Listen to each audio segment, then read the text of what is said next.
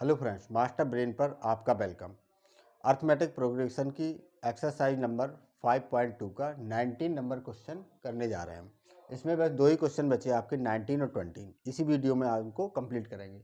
देखिए, कह रहा है कि Subbarao started a work in 1995 at annual salary 5,000 रुपये इसकी सैलरी थी एंड इंक्रीमेंट 200 ईच ईयर। पर ईयर उसको 200 का इंक्रीमेंट मिलता है। In which year did his income reach 7,000। आपको बताना है कि कितने साल लगेंगे उसकी इनकम को 7,000 होने में। आपको इस क्वेश्चन में क्या फोकस करना है, वो कह रहा है receive the increment of 200 each year. कभी ऐसा कहा है ईच ईयर डिक्रीमेंट या इंक्रीमेंट की बात हो तो ये क्या होता है, ये एक डिफरेंस है। ये आपका पर ईयर का डिफरेंस आ रहा है, चाहे इंक्रीमेंट हो या डिक्रीमेंट हो, ठीक है। वो आपका एक कांस्टेंट डिफरेंस क्रिएट हो रहा है, ठीक है। तो यहाँ पर देखिए, आप ऐसे देखिए, सुब्बा राव की जो सैलरी थी कितनी थी, 5,000 थी। अब इसमें इंक्रीमेंट हो रहा है 200 का, तो फिर नेक्स्ट ईयर उसकी सैलरी कितनी हो जाएगी, 5,200। उसकी नेक्स्ट ईयर कितनी हो जाएगी, 5,400। इस तरीके से ईच ईयर देखो इंक्रीमेंट हो रहा है उसका 200 का। ये सैलरी उसकी इंक्रीज होती रहेगी।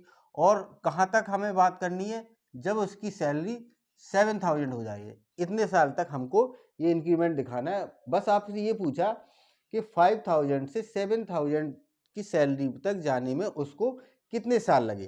भाई जितने यहाँ पर टर्म आ रहे हैं उतने ही साल लगे, क्योंकि पर ईयर 200 का इंक्रीमेंट हो रहा है, ठीक है। देखिए, ये सिंपल एपी बन गई, सिंपल सा क्वेश्चन बन गया। आपको नंबर ऑफ टर्म बस फाइंड करना है, वही उसके ईयर आ जाएंगे, ठीक है। तो देखिए, आपके पास फर्स्ट टर्म भी है, आपके पास लास्ट टर्म भी है, तो आप फॉर्मूला लगा दीजिए। लास्ट टर्म वाला ए एन इक्वल टू होता है A plus N minus 1 into D. अब देखिए, डी भी आपके पास है। जो भी इंक्रीमेंट या डिक्रीमेंट होता है वही तो डिफरेंस है। तो डी भी आपके मालूम है। देखो, ए एन की वैल्यू है 7,000 और ए है आपके पास 5,000। एन माइनस 1 डिफरेंस है आपके पास 200 का, ठीक है। यहाँ से 30 से 30 एलिमिनेट हो जाएंगी, ठीक है। 5 सॉरी, मैंने इसको गलत लिख दिया। ये प्लस आएगा, यहाँ आएगा ये 7,000 equal to 5,000 plus N minus 1 into D. D आपका है 200 रुपये, ठीक है। देखिए, 7,000 में से 5,000 इधर आएगा तो माइनस हो जाएगा, ये मिलेगा आपको 2,000 equal to n minus 1 into D. D आपका कितना है, 200। देखिए, 200 से 2,000 एलिमिनेट हो जाएगा कितने टाइम, 10 टाइम। 1 यहाँ पर ट्रांसपोज होगा तो एन की वैल्यू आपको मिल जाएगी 11। यही आपसे पूछा है कि in which year his income reach 7,000। तो कितने साल लगेंगे उसको 7,000 की सैलरी अर्न करने में। तो ये ईयर आ जाएंगे आपके 11 ईयर का टाइम लगेगा। ये आपका आंसर है। देखिए, क्वेश्चन नंबर 20। क्वेश्चन नंबर 20 में कह रहा है कि Ramkali save 5 rupees in the first week of a year.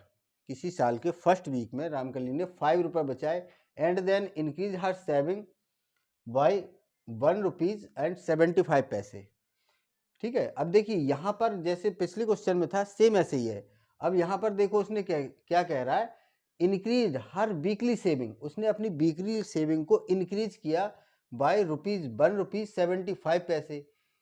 If in the N week, कोई एन वीक है, हर weekly savings become 20 rupees and 75 पैसे। तो आपको फाइंड एन। तो आपको ये बताना है कि देखिए, उसकी जो जो सेविंग्स थी वो कितनी थी, 5 रुपीज़। 5 रुपीज़ से लेके वो 20 रुपीज़ एंड 75 पैसे तक उसकी सेविंग्स पहुंच गई, जबकि उसने पर वीक कितना बचाया, 1 रुपीज़ 75। तो आपको बताना कितने वीक लगे उसको ऐसा करने में, ठीक है।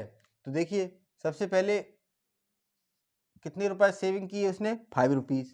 इसके बाद नेक्स्ट वीक उसने 1 रुपीज़ 75 पैसे और इसमें सेव किए। तो 5 रुपीज़ के साथ उसने 175 रुपीज़ और सेव किए। आप चाहो तो ऐड करके लिख सकते हो, ठीक है, या आप इसको जनरल टर्म में लिख सकते हो। देखो, थर्ड वीक में 5 रुपीज़ के साथ उसने क्या किया, इतने के बाद और इतने ही रुपए इसमें ऐड कर दोगे तो ये कितना हो जाएगा, 2 टाइम। 2 इंटू 175 रुपीज़ उसने सेविंग किए। ठीक है, इस तरीके से आप चलते जा रहे हो। फिर लास्ट में उसने कितने रुपए सेव किए? 20 रुपीज़ और 75 पैसे, इतने रुपए उसने सेव कर लिए। ठीक है, ये देखिए आपकी एक सिंपल एपी बन जाएगी और इस एपी से आप एन फाइंड कर सकते हैं बड़े आसानी से। देखिए लास्ट टर्म का फॉर्मूला लगा दीजिए, A N equal to A plus N minus 1 into D. A N आपको गिवन है 20.75, ए आपके पास है 5 plus N minus 1 into D, D भी आपके पास 1.75। ठीक है, जो भी इंक्रीमेंट या डिक्रीज जो भी होता है यही होता है। ये कॉमन डिफरेंस तो यही आ रहा है ना, हर साल या हर वीक उसका डिफरेंस कितना हो रहा है? डिफरेंस 1.75।